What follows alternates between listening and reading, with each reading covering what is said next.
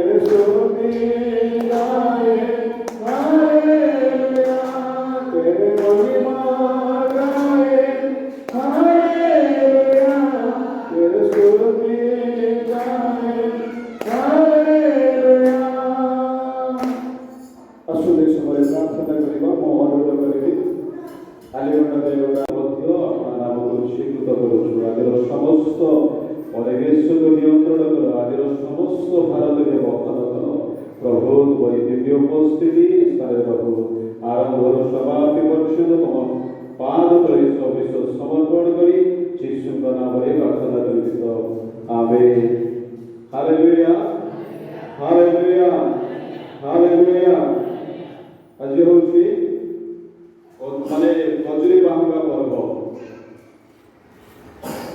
आज होची खजुरी रविवार आगे समस्त कहवा कि खजुरी रविवार जीशुकर विजय यात्रा जीशुकर विजय यात्रा 5 संडे आगे समस्त कहवा 5 संडे जीशुकर विजय यात्रा खजुरी रविवार हालेलुया हालेलुया हालेलुया आज ईश्वर वाक्य श्रवण करवा न पूर्वे आम समस्त क्रिया हवा गोटे घोषणा गीत गाइबा ईश्वर वाक्य बुझा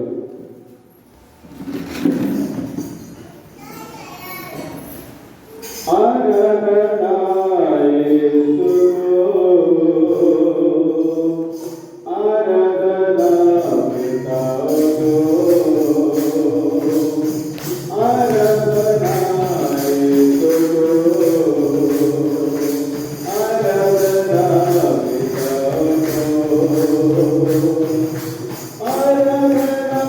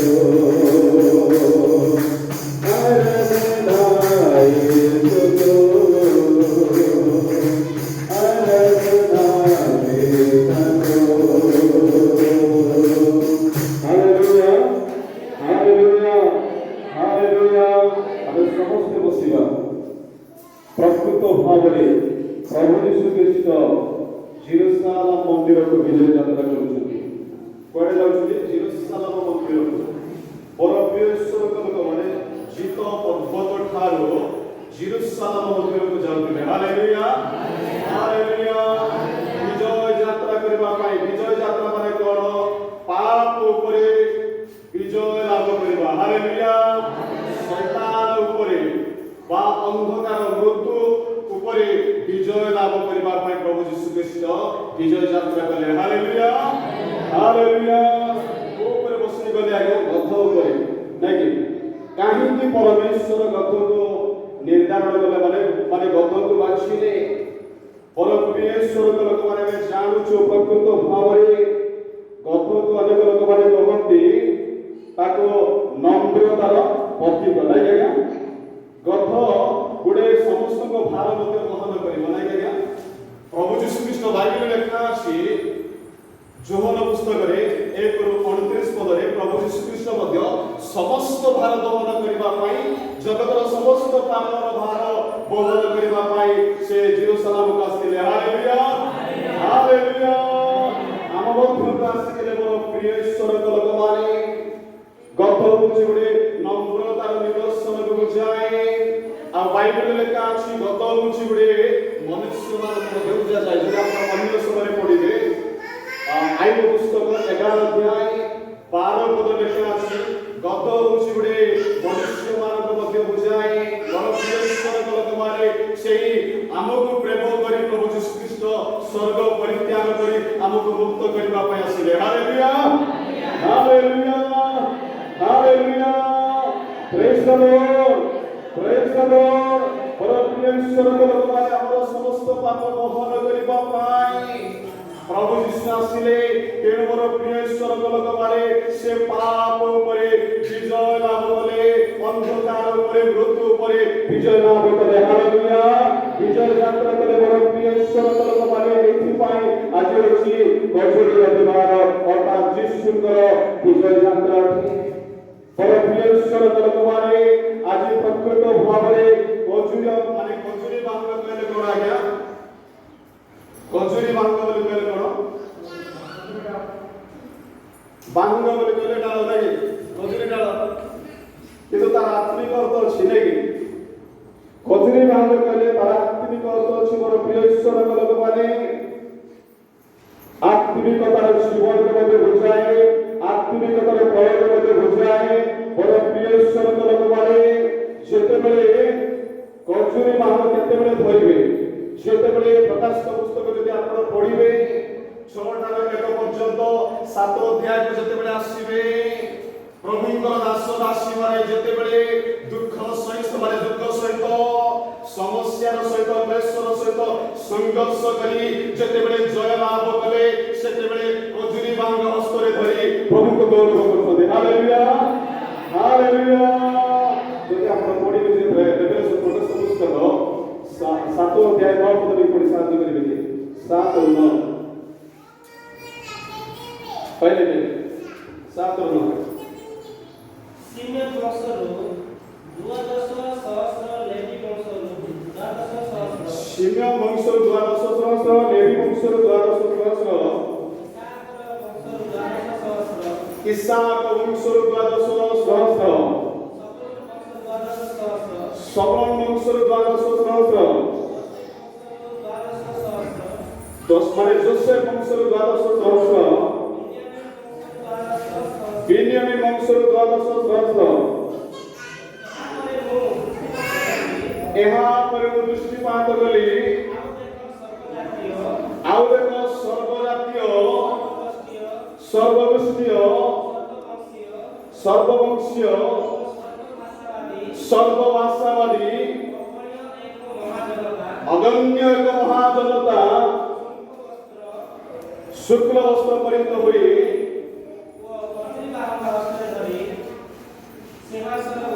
गजरी भाग हस्त धरी सिंहासन मेष साधन करी कोने कोनाले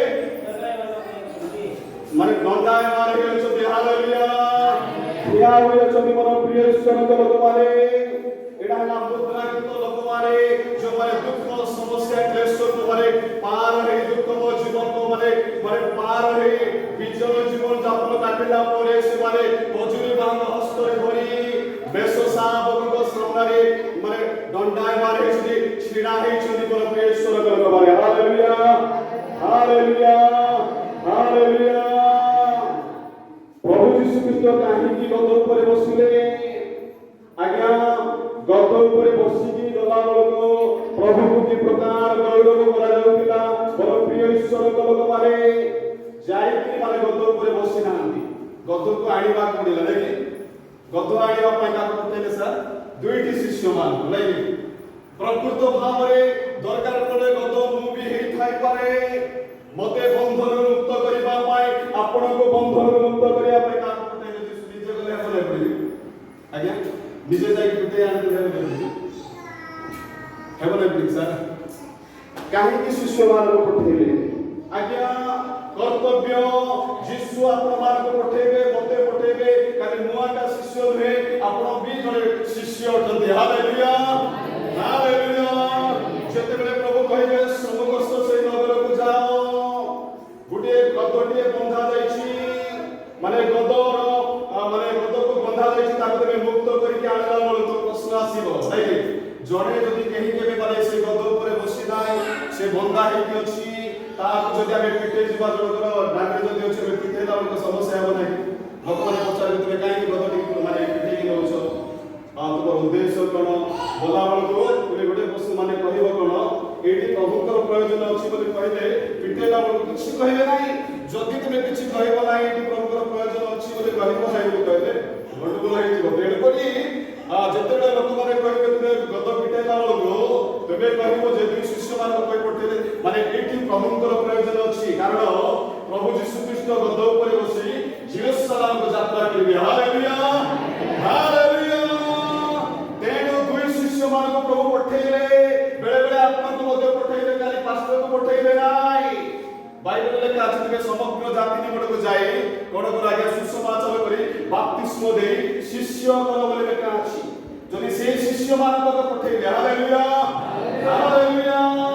ଯୀଶୁଙ୍କର ଶିଷ୍ୟମାନେ ଭୁଜଗ୍ରସ୍ତ ହୋଇ ଯୀଶୁଙ୍କର ନିୟମ ପାଳନ କରିବେ, ଆଜ୍ଞା ପାଳନ କରିବେ। ଯୀଶୁ ଯୁଆଡ଼େ ପଠେଇବେ ଶିଷ୍ୟମାନେ ସିଆଡ଼େ ଯିବାର ଅଛି। ଯଦି ଦୁର୍ଗକୁ ପଠେଇଲେ ଯିବାର ଅଛି ନାଇଁ, ଯଦି ପର୍ବତକୁ ପଠେଇଲେ ମଧ୍ୟ ଯିବାର ଅଛି। ଅର୍ଥାତ୍ ମୋର ପ୍ରିୟ ଈଶ୍ୱରଙ୍କ ଲୋକମାନେ ଲୋକମାନଙ୍କୁ ମୁକ୍ତ କରିବାକୁ ପଡ଼ିବ। ଗଦ ହେଉଛି ଆମ୍ଭେମାନେ ଆମକୁ ମୁକ୍ତ କରିବା ପାଇଁ ପ୍ରଭୁ ଯୀଶୁ ଖ୍ରୀଷ୍ଟ ଶିଷ୍ୟମାନଙ୍କୁ ପଠେଇଲେ। ଯେତେବେଳେ ସେ ଗଦକୁ ପିଠାଇ ଆଣିଲେ, ଆଣିଲା ପରେ ଗଦ ଉପରେ ଯୀଶୁ ବସି ମାନେ ବିଜୟ ଯାତ୍ରା କରୁଅଛନ୍ତି। Hallelujah hallelujah hallelujah. ଯୀଶୁ ଯେତେବେଳେ ଗଦ ଉପରେ ବସିଲେ ମାନେ ମାତୃ ଲିଖିତ ମାନେ 21 ପର୍ବର କଥା, ସେଟା ମୁଁ ପଢ଼ିଲେ ଲେଟ୍ ହେବ, ସେଥିପାଇଁ ମୁଁ ଏବେ କହିଦେଉଛି।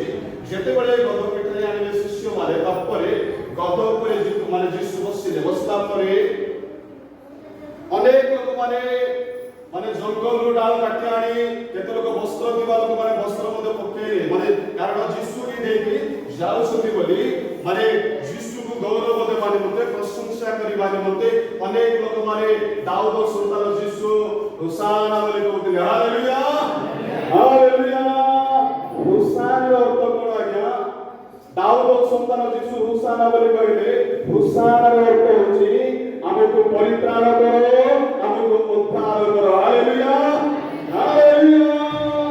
ଯେତେବେଳେ ରଥ ଉପରେ ଯୀଶୁ ବସିଛନ୍ତି, ଯେତେବେଳେ ଯୀଶୁ ଯାଉଛନ୍ତି ସେ ଦେଇ, ସେତେବେଳେ ଅନେକ ତାଙ୍କର ସେବକମାନେ ଦାସ ଦାସୀମାନେ ଚିତ୍କାର ପାଟି କରୁଛନ୍ତି, ଦାଉଦ ସନ୍ତାନ ଯୀଶୁ ଆମକୁ ଉଦ୍ଧାର କର, ରକ୍ଷା କର, ହୋଶାନା। ପ୍ରଭୁଙ୍କ ନାମରେ ଯେଉଁ ରାଜା ଆସୁଅଛନ୍ତି ଧନ୍ୟ ସେ ରାଜା ବୋଲି କହିଲା ବେଳକୁ ପାରୁସିମାନେ ଟିକେ ରାଗି ଯାଉଥିଲେ। ଯଦି ରାଗି ଯାଉଥିଲେ ମାନେ ଏମିତି ଗୌରବ କରିବା କଥା ନାହିଁ, ଏଇଠି ଆମେ ଗୀତ ଗାଇବା କଥା ନାହିଁ, ନିରବ ରହିବା କଥା। ତୁମେ କାହିଁକି ଏତେ ପାର୍ଟି କରୁଛ ବୋଲି ଗୋଟେ ଅଂଶ ଲେଖା ଅଛି, ମାନେ 21 ଅଧ୍ୟାୟ ମାତ୍ର 21-15 ପଦ ଲେଖା ଅଛି। ପାରୁସିମାନେ ଏମାନଙ୍କର ପାର୍ଟି ଶୁଣିକି ବିରକ୍ତ ହଉଥିଲେ। ତେବେ ଏମିତି ପାର୍ଟି କରିବାକୁ ହବ ନାହିଁ ଆଜ୍ଞା, ଏମିତି ହେବାକୁ ହବ ନାହିଁ, କିନ୍ତୁ ତାହା ସେମାନେ ଶୁଣିଲେ ନାହିଁ, ବିଶ୍ୱାସୀମାନେ ଶୁଣିଲେ ନାହିଁ। କାହିଁକି ଶୁଣିଲେ ନାହିଁ? କାରଣ ଯୀଶୁ ଆମକୁ ସୁସ୍ଥ କରିଛନ୍ତି, ଯୀଶୁ ଆମକୁ ପରିତ୍ରାଣ ଦେଇଛନ୍ତି, ଯୀଶୁ ଆମକୁ ଉଦ୍ଧାର କରିଛନ୍ତି। ଆପଣମାନେ ବନ୍ଦ କଲେ ଆମେ ବନ୍ଦରେ ରହିଥିଲେ ବୋଲି କହିଲେ। Hallelujah hallelujah. ଅନେକ ଯୀଶୁଙ୍କ ସେବା କଲା ବେଳକୁ ଅନେକ ପ୍ରତିବନ୍ଧକ ଆସିବ, ତାଡ଼ନା ଆସିବ, ସେବା କରେ ନାହିଁ ବୋଲି ମୋତେ କହିବେ। ମୋର ପ୍ରିୟ ଈଶ୍ୱରଙ୍କ ଲୋକମାନେ ସାହସ ବାନ୍ଧିବାକୁ ପଡ଼ିବ। Hallelujah hallelujah. ଲୋକମାନେ ନଗରରେ ପ୍ରଶଂସା କର ନାହିଁ ବୋଲି କହିବେ। ଆଜ୍ଞା ପ୍ରକୃତ ପରିତ୍ରାଣ ପାଇବା ଲୋକ କାହାକୁ ଡରିବେ ନାହିଁ। ଆଜି ଏଠି ପ୍ରଶଂସା ହେବ ନାହିଁ ବୋଲି କହିଲେ ମଧ୍ୟ ହବ ଆଜ୍ଞା, ନାଇଁ ଆଜ୍ଞା? ପାଉଲ ସେମାନଙ୍କୁ ଜେଲରେ ପକେଇଲେ, ଜେଲରେ ମାଡ଼ ମାରିକି ପକେଇଲା ବେଳକୁ ଟିକେ ପ୍ରଶଂସା କରିବ କି? ଆମେ ହେଲେ କାନ୍ଦ ଯୀଶୁ ଥିଲେ ଏମିତି ମାଡ଼ ହୁଏନି ପୁଣିକି ଯୀଶୁ ଲକ୍ଷ୍ୟବାର ମାଡ଼ ଖାଇଛନ୍ତି ବୋଲି କି ଭାବିବା ପୁଣି। କିନ୍ତୁ ମୋର ପ୍ରିୟ ଈଶ୍ୱରଙ୍କ ଲୋକମାନେ ତଥାପି ଜେଲରେ ଥାଇକି ତାଳି ମାରୁଛନ୍ତି, ଗୀତ ଗାଉଛନ୍ତି। ମାଡ଼ ହେଇଛି ସେମାନେ କିଏ ଗୀତ ଗାଇବେ ନାହିଁ, ନାଇଁ କି? ଆଜ୍ଞା ଜଣକୁ ପିଟିଛନ୍ତି ବୋଲି ବେଶୀ ପିଟିଦେଲେ ସେ କାନ୍ଦ ବନା ମାନେ ଗୀତ ଗାଇବା ଦେଖ କାନ୍ଦ ବସେ ମାନେ ଯୀଶୁଙ୍କ ନାମରେ ଦୁଃଖ ପାଇଲେ ଆଜ୍ଞା କ୍ଲେଶ ପାଇଲେ ବୋଲି କହିବେ। କିନ୍ତୁ ସେମାନେ ପରିତ୍ରାଣ ପାଇଥିବା ଲୋକ, ଯୀଶୁକୁ ଗ୍ରହଣ କରିଥିବା ଲୋକ ମାଡ଼କୁ ଭୟ କଲେ ନାହିଁ, ଯନ୍ତ୍ରଣାକୁ ଭୟ କଲେ ନାହିଁ। ସେମାନେ ସ୍ତୁତିବାଦ କଲେ ହାଲେଲୁୟା ହାଲେଲୁୟା। ପ୍ରକୃତ ଶିଷ୍ୟ ହେଲେ, ପ୍ରକୃତ ସେବକ ହେଲେ ସମସ୍ୟା ଆସିଲେ ଭୟ